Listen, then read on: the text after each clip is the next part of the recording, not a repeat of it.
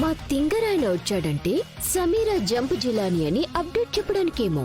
పిన్ని, సమీరా ఎయిర్పోర్ట్కి వెళ్తుంటే కారులో ఎక్కించుకుని పోలీస్ స్టేషన్లో అప్పచెప్పేశాను.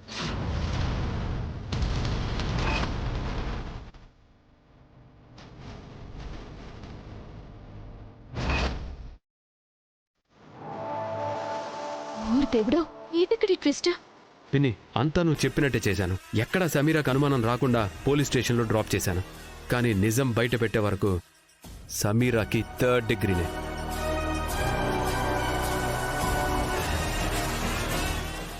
ఏంటండి మీరు చేసిన పని? వాస్తవాలేంటో తెలుసుకోకుండా పాపం సమీరాని అలా ఎలా పోలీస్ స్టేషన్లో అప్పచెప్తారండి మీరు? అనన్య, నీ చెల్లిని మాయం చేసింది ఆ మాయలేడి సమీరనే కదా?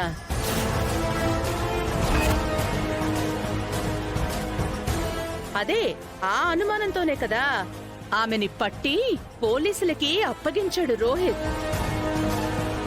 అయినా పోలీసులతో పాటు ఇప్పుడు అందరి అనుమానం ఆ సమీర మీదే కదా ఉంది. మరి నీకెందుకనన్యా సమీర మీద అంత సాఫ్ట్ కార్నర్?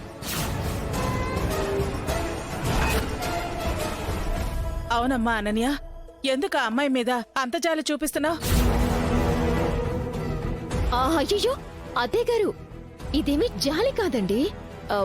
పాపం మరిది గారిని ఇబ్బంది పెట్టినట్టే అనవసరంగా ఆ అమ్మాయిని కూడా ఏమైనా ఇబ్బంది పెడుతున్నారేమో అని కొంచెం బాధలాంటి ఫీలింగ్. నువ్వు మరీ సమీర గురించి బాధపడిపోకనన్యా. పోలీసులు నీ ఫీలింగ్స్ ని తప్పుగా అర్థం చేసుకుని నిన్ను కూడా పట్టి లోపలేయగలరు. అప్పుడు నీ చర్మం ఫీలింగు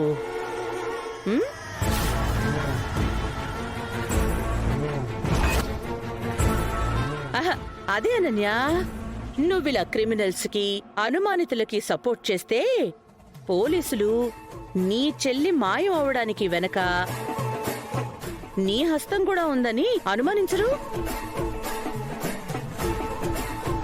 అవునమ్మా అనన్య, ఇది అసలే చాలా సెన్సిటివ్ విషయం. నువ్వు కాస్త నెమ్మదిగా ఉంటేనే నీకు ఈ ఇంటికి గౌరవంగా ఉంటుంది. అవునమ్మా, అయినా దర్శన్ విషయంలోనే నువ్వు అంత స్ట్రాంగ్గా నిర్ణయం తీసుకున్న దానివి. సమీరా గురించి మాత్రం బాధపడే పనే ఉందమ్మా. పోలీసులకు లభించిన ఎవిడెన్స్ ప్రకారం